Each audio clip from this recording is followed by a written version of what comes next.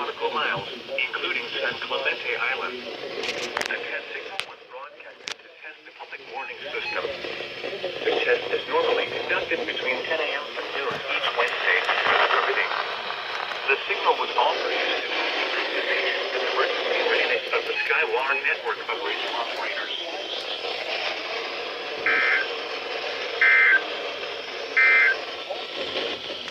Alright, so that was the weekly test for this week.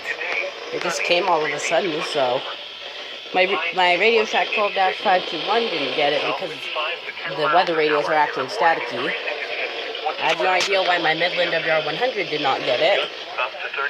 But all my other ones, the ZoneGuard got it, and so did the Sanji and MMRD8. So, yeah, that'll be it for today.